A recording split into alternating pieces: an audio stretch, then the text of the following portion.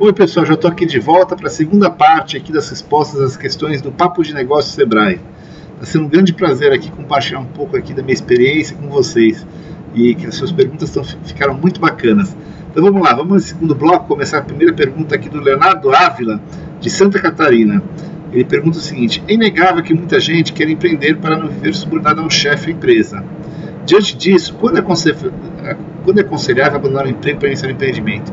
Olha, Leonardo, vou ser bem sincero, na minha opinião, você ter como propósito empreender só para não ficar subordinado a um chefe ou uma empresa, eu acho que é um propósito não saudável. Tá? Digo por quê? Eu digo assim, todo empreendedor tem chefe. O chefe dele, no mínimo, é o cliente. Né? Quem vai mandar, quem vai demandar dele vai ser o cliente. Tá? Então é uma ilusão que, puxa, empreender você vai fazer o que você quer, como você quer, quando você quer. Até pelo contrário. Normalmente os empreendedores não têm férias, não têm 13º, né? Enfim, o desafio é bem maior que você trabalhar numa empresa, tá? Então acho que, novamente, repito, esse não é o melhor motivo, tá? E se você tiver sócios, mais ainda, não que ele vai te mandar em você especificamente, mas você vai ter que ter, né, enfim, compartilhar as decisões, você vai ter que trabalhar junto com ele. Então eu repito, olha, se você não está satisfeito com o seu trabalho, com o seu chefe, com a sua empresa, procura outro trabalho. Agora, se você quer empreender, empreenda pelo motivo certo, que é para construir um negócio que seja muito positivo, muito saudável, tá bom? Senão você acaba se frustrando. Vou aqui para a próxima pergunta do Uine M, de Salvador. Ele pergunta o seguinte: boa noite, Cássio. Eu tenho muito interesse em iniciar um plano de negócio para um negócio no mínimo 50% sustentável, só que não sei ainda que segmentos seguir. Alguma sugestão? Bom, Winnie, eu acho que você deve buscar pesquisar os mercados que tem possíveis para sustentabilidade, tá? Ver quais são as suas áreas afins e vai conversar com clientes, vai conversar com usuários, com parceiros, pesquise quem já atua nesse mercado, entenda o que cada um faz. A partir do momento que você tiver, né, um domínio bem grande, eu acho que aí você vai poder, com isso, avaliar qual que é a melhor oportunidade para empreender, tá? Digo assim, qualquer segmento pode ser. Até fiz a brincadeira aqui no bloco anterior, né, de que lixo pode ser um ótimo negócio. E realmente pode ser, é muito importante, né? A gente precisa saber contratar melhor nosso lixo, né, etc. Mas não significa que só isso existe, né? Pelo contrário, tem muitos setores relacionados à sustentabilidade que são muito importantes, tá bom? Vamos lá. Agora a pergunta do Augusto Rezende, do Rio de Janeiro. Ele pergunta o seguinte: já sou empreendedor no ramo de vestuário. E a empresa e eu estamos com dívidas, tanto com bancos como com a Receita. Como devo prosseguir? Bom, Augusto, primeira coisa, acho que você tem que analisar por que você está com essas dívidas, né? Você está com essas dívidas porque a sua empresa está dando prejuízo? Ou é porque você teve que investir um dinheiro que você não tinha e acabou acumulando isso para poder fazer o investimento que você precisava, tá? Acho que essa é a primeira questão, porque assim, se você está tendo prejuízo continuamente, puxa, cada vez você vai aumentar o seu volume de dívidas, né? Você não vai conseguir resolver o seu problema. Agora, se sua empresa é lucrativa, mas você acumulou essas dívidas antes, tem que buscar equacionar isso, tá? Negociar com os bancos um parcelamento, uma redução dos juros, né? Com relação à Receita Federal, você também tem parcelamento a longo prazo, tá? Então acho que aí é coisa equacionável, mas primeiro você tem que ter um bom diagnóstico disso, se sua empresa hoje é lucrativa ou não, e às vezes não é tão fácil saber isso, né? Então aí o Sebrae, eu tenho certeza que pode ajudar a sua região muito a você fazer essa análise, fazer essa avaliação para ter certeza se sua empresa ela é lucrativa ou não é, tá? Esse é o primeiro passo para você conseguir resolver seus problemas, tá? Sem isso, realmente não dá para dar uma resposta de como é que você pode resolver, tá bom? Vamos lá. Vou continuar aqui com a pergunta agora do Ingrid, tá? Ingrid, desculpa, L, de Guarabira, da Paraíba. Ele pergunta assim: você acha que as empresas estão preparadas para responder propagandas negativas nas redes sociais? Olha, Ingrid, infelizmente eu acho que tem muitas empresas que ainda não se prepararam, tá? Muitas empresas acabam usando a política de simplesmente excluir a pergunta, a questão, enfim, ou ignorar, enfim, realmente eu acho que ainda falta realmente uma capacitação de muitas empresas. Agora tem gente também fazendo um bom trabalho, né? A gente não pode se generalizar. Tem gente que realmente, né, deixa aberto o seu Facebook, o seu Twitter para as críticas que recebe, responde sempre com atenção, com seriedade. Eu acho que essas são as empresas que vão se destacar, né, nos olhos dos consumidores, entendeu? Então eu acho que você tem que estar preparado, porque assim, a crítica, né, ela tem que sempre ser analisada, entendeu? se for uma crítica, enfim, uma crítica, uma reclamação justa, você deve buscar ouvir ela e atender ela, né, da forma correta, ok? E se não for, por acaso, eu acho que as próprias pessoas vão perceber que aquilo não foi correto e vão ignorar ou vão desconsiderar, tá bom? Vamos lá, agora a próxima pergunta que a gente tem aqui é do Daniel, de Manaus. Ele pergunta assim: nesse início de trabalho, tudo é muito complexo. Qual foi a sua posição inicial quando foi criar uma empresa? Quais ferramentas você para iniciar o seu negócio? É uma boa pergunta, Daniel. Realmente, né, você criar um negócio é um trabalho complexo, né? Não é simples. E para isso você tem que ter foco, né? Acho que o principal é isso, é foco. O que eu quero fazer exatamente e focar naquilo especificamente. Então, por exemplo, eu quero fazer um produto, né, e vender isso para esses clientes, com esse perfil de clientes. Você tem que só focar em fazer aquele produto e buscar clientes que você está objetivando, entendeu? É muito fácil a gente se perder no meio do caminho. Né, começar a fazer muitas coisas ao mesmo tempo, querer fazer vários produtos, atender vários perfis de clientes diferentes, e é isso que leva, né, pode te levar ao fracasso, entendeu?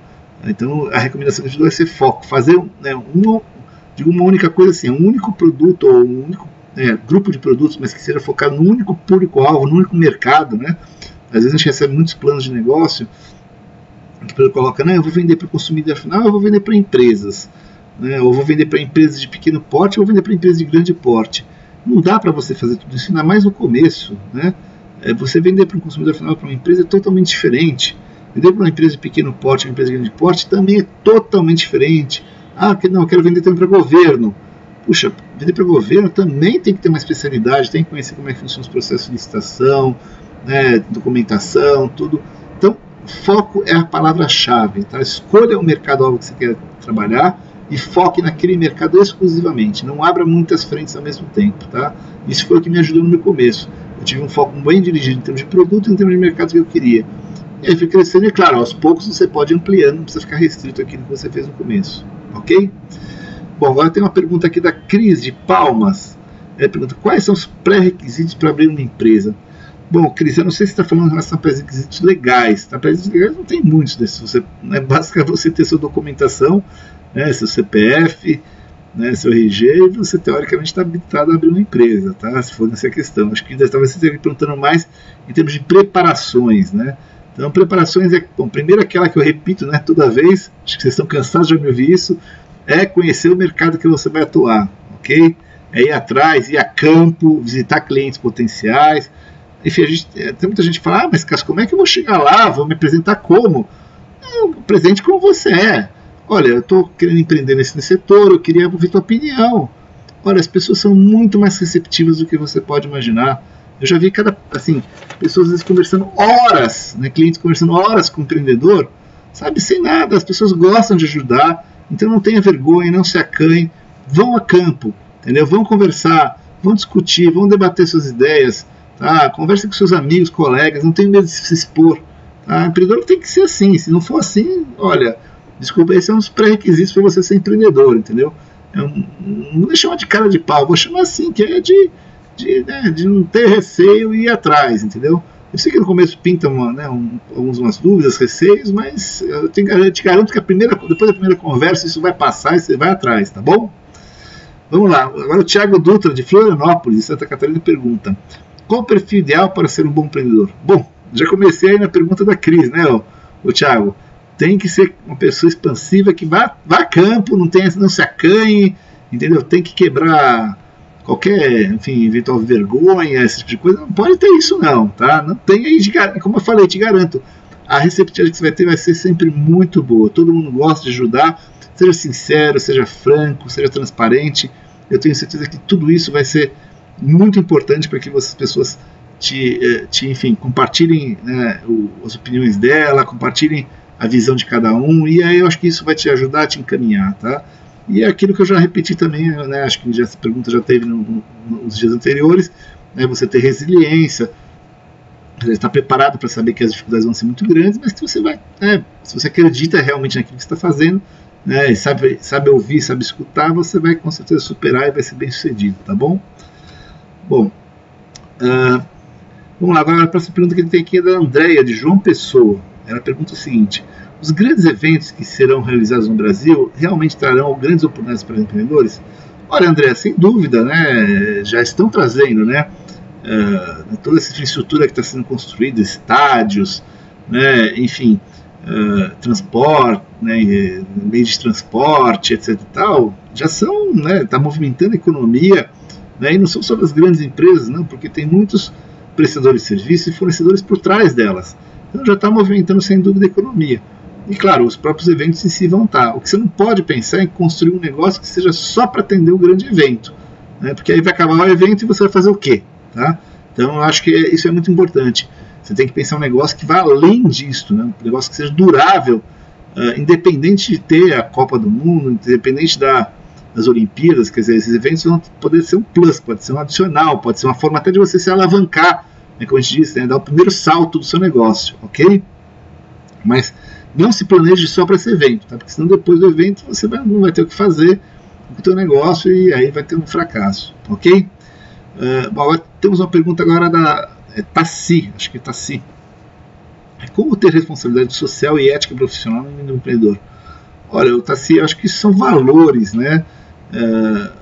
Eu parto do seguinte princípio: acho que você tem esses valores, né? Acho que esses valores são construídos ao longo, né, da sua formação básica, né, pessoal. Então, que a gente sempre tem que olhar, né, que a gente tem que fazer as coisas para o bem comum, né? Uma coisa que eu aprendi, achei muito, assim, os orientais, né? Eu tive muito contato sempre com, principalmente, pessoal da China, e eu achei interessante, é muito sutil isso, mas é interessante como eles sempre colocam o coletivo acima do individual, que é um pouco diferente do ocidental, né? O ocidental tem uma tendência, né, por formação, enfim, por N motivos, a botar o seu individual um pouquinho na frente do coletivo, né? Então eu aprendi isso, falei, puxa, olha, é uma coisa de se admirar mesmo, e por isso que você vê que eles, né, estão crescendo tanto, estão se desenvolvendo tanto. Eu acho que é muito fruto disso, a gente pensa, olha, claro, não estou dizendo que você vai esquecer do seu lado individual, mas tem que pensar o seguinte: desde que isso não comprometa o lado coletivo, né, quer dizer, o bem comum, ele tem que ser, pelo menos, privilegiado em relação ao bem individual. Eu acho que a partir desse conceito, todo o resto é fácil de se resolver. Eu sempre acreditei nisso, procuro fazer isso, né? Meu trabalho, por exemplo, pelo Anjos do Brasil, é um trabalho totalmente voluntário, eu não ganho nada, absolutamente um centavo, né, através dela, porque realmente eu acredito que isso vai trazer um bem comum e isso me realiza, isso me dá um retorno, né, que eu diria que é tão importante quanto o dinheiro, que é você sentir, puxa, eu faço algo de bom para o mundo, eu vou deixar um legado, né, eu vou ter aí o meu, eu digo, né, o pessoal fala, vou deixar meu tijolinho aqui que ajudou a construir, né, um mundo melhor, tá bom? Eu acho que esse é um princípio, espero que você compartilhe esse princípio e todos os empreendedores que estejam me ouvindo aqui, ok? Vamos lá, vamos para a próxima pergunta aqui da Caie de Palmas, no Tocantins. Na sua opinião, quais erros um novo empreendedor não deve cometer? Olha, Caie, vou batendo de novo na tecla de não conhecer o mercado. Esse é um erro que você não pode cometer, entendeu? Se você não conhece qual o teu mercado, os seus clientes, se você não entende realmente qual é a necessidade real deles, você está correndo um risco muito alto e que você não pode cometer de forma nenhuma, entendeu? Claro, isso é garantia do teu negócio dar certo? Não é. A gente tem uma fase que a gente chama fase de descoberta, que é a hora que você realmente vai lá, né, a campo, vender seu produto ou vender seu serviço, você vai descobrir, vai entender realmente se aquilo tem a demanda que você quer ou não. Mas pelo menos se você tem uma base, uma noção boa antes disso, você já vai com certeza evitar muitas dificuldades que você poderia enfrentar, entendeu? Então, é o que eu repito para todo mundo aqui sempre: esse é um erro que você não pode cometer, não conhecer o seu mercado, algo que você vai atingir, tá bom? Vamos continuar aqui na sequência, tá? Estou tentando aqui ver se eu corro um pouquinho, mas para tentar responder o máximo possível de perguntas, né? Hoje é o último dia aqui, infelizmente, estamos terminando aqui, acho que estou gostando bastante aqui de poder interagir com vocês dessa forma. Vamos lá, a próxima pergunta aqui da Simone do Piauí novamente. Ela fala o seguinte: quais características você identifica como essenciais no empreendedor para ter esse sucesso? Bom, Simone, acho que essa sua pergunta eu já respondi nas anteriores, tá? Então, não vou estender mais para poder ter mais espaço aqui para as próximas, tá bom? Aí vem a pergunta do Marcos, de Telêmaco Borba, do Paraná. Ele pergunta o seguinte: como despertar o interesse de investidor anjo e quais os melhores segmentos de negócios?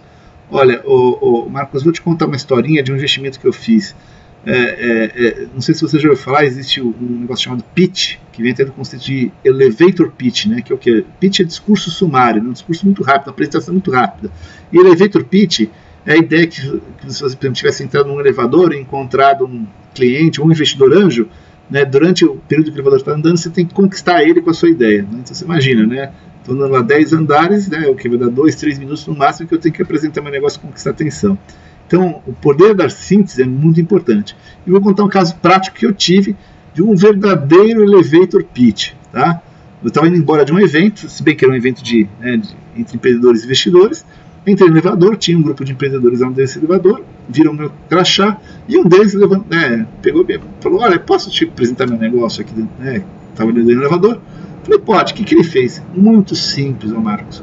Ele sacou o celular dele, mostrou um aplicativo que ele tinha feito, né, e além disso me contou que já tinha clientes pagando para usar aquele aplicativo. E olha, isso tudo foi em 3 andares, tá? Acredite se quiser. Por que me interessou tanto a partir daí? Claro que a conversa continuou, depois saímos do elevador, continuamos a conversar, etc e tal. Mas você vê, olha o que ele fez. Ele fez 2 coisas fundamentais. Ele primeiro mostrou tudo que ele já tinha conseguido executar, né, sozinho ali, com os poucos recursos que ele tinha. Ele trabalhava numa empresa, fez durante a noite, fim de semana, mas ele conseguiu executar e fazer muita coisa. E segundo, ele mostrou que tinha gente pagando que queria usar aquilo. Puxa, então tinha cliente, né? Percebe? Então é simples ao mesmo tempo e, claro, é um desafio. Se você conseguir mostrar que você executou, mesmo que não seja um produto final, pronto, e não era o caso dele, era um produto ainda bem rudimentar, era um aplicativo ainda bem rudimentar, mas mostrou que já tinha cliente até pagando para usar aquilo, você imagina só. Então eu falei, bom, então na hora que eu tiver um produto bom mesmo, né, vamos conseguir multiplicar isso aqui quantas vezes?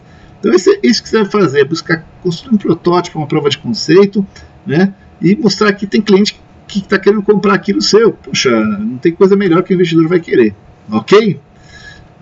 Vamos lá, a próxima pergunta que a gente tem aqui é de Marco Antônio, de Camboriú, lá em Santa Catarina. Ele pergunta, qual é o fator primordial para o empreendedor que está iniciando levar o seu empreendimento ao sucesso? Olha, Marco Antônio, né, já bati tanto nessa tecla, até fico, né, não é para repetir novo, mas novamente, né, é o mercado, é o cliente. Ele que paga a sua conta. Né, então, o fator primordial é ele, por isso que toda a sua atenção tem que estar orientada para o cliente, ok?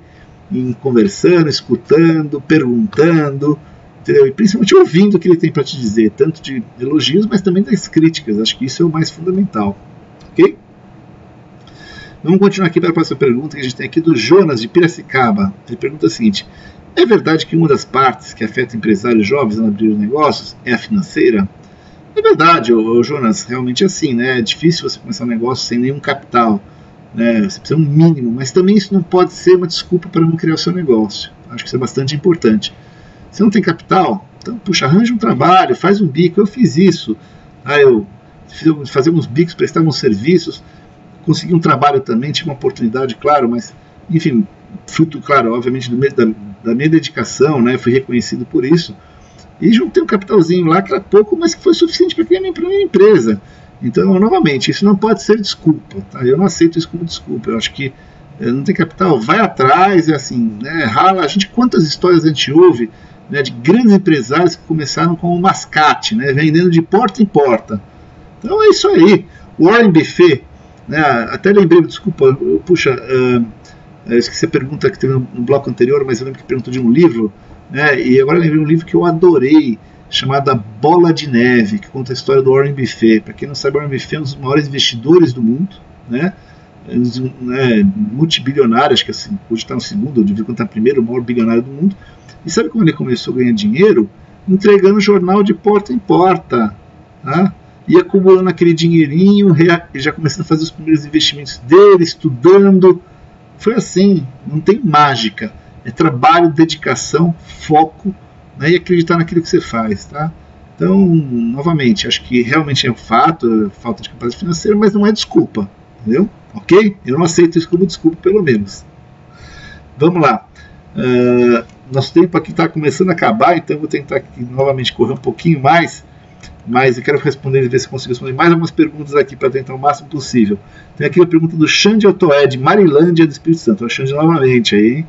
Ele pergunta, uma grande parte das startups falham na utilização do modelo de desenvolvimento de produtos, né, que chama de Product Development Models, a sigla a denominação em inglês, para o desenvolvimento de sua startup. Na sua visão de mercado, qual seria a forma mais flexível ou meia para minimizar esse fator? Olha, existe um modelo que hoje é até bastante divulgado, chamado Lean Startup, né? Ou a tradução para o português é Startup Enxuta. Existe até um livro falando sobre isso, né? Para quem quiser ler, esse livro também é um livro que eu recomendo, que pega o seguinte, que você deve desenvolver o produto que chama mínimo viável, que é o quê?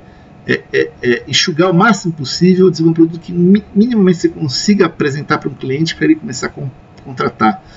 E eventualmente, muito provavelmente, você vai ter que ajustar muita coisa desse produto. Então, quanto mais enxuto ele for, mais fácil de você adaptar a ele, tá certo? Então, acho que esse é um modelo que eu acredito muito, né? Eu até brinco, falo, pô, os americanos só descobriram nós, mas nós como brasileiros já sabíamos isso há muito tempo, né? Porque antigamente a gente sempre tinha pouco dinheiro, né, para fazer as coisas, então a gente tinha que fazer a coisa mais enxuta possível, né? Então, eu brinco assim, falar isso aí, na realidade o brasileiro até sabe fazer bem. O que a gente não pode é fazer o contrário, é aprender os erros que eles fizeram e fazer os erros que eles fizeram, tá certo? Que essa história toda do Lean Startup surgiu muito porque, né, a pessoa gastava milhões de dólares para desenvolver um produto e lançava no mercado e via que o cliente não era nada daquilo que o cliente queria, jogava fora, às vezes, dezenas de milhões em coisas que não atendiam o que o mercado queria, tá bom? Então não vamos cometer esse erro aí, usar o que eles chamam hoje de Lean Startup, que é uma coisa que nós brasileiros acho que já fazemos há muito tempo. Vamos lá, tem uma pergunta aqui do Dani Ludica, não sei, acho que tem um erro aqui de Santa Catarina, ele pergunta: quais estratégias o empreendedor deve seguir em um mundo cada vez mais competitivo? Olha, o Daniel Ludica, é o seguinte, eu diria o seguinte, o mundo realmente está cada vez mais competitivo, para isso não tem jeito, só com mais capacitação, mais preparação, com manter um time, né, mais motivado possível, né, e buscando estar muito conectado com as coisas que acontecem, é que você consegue se manter competitivo, né? O desafio, eu digo, é cada vez maior, sem dúvida nenhuma. Eu sinto hoje para os empreendedores que eu tenho hoje, né, mas assim, também não muda no sentido que trabalho sempre foi trabalho, né, dedicação, capacidade sempre foram a mesma coisa, tá bom? Então não tem muita mágica, é isso aí, ok? Bom, gente, acho que o nosso tempo realmente, infelizmente, aqui se esgotou para hoje. Foi um grande prazer. Vou voltar a falar com vocês daqui a pouquinho aí também numa mensagem final e despedida, tá? Um abraço para todo mundo.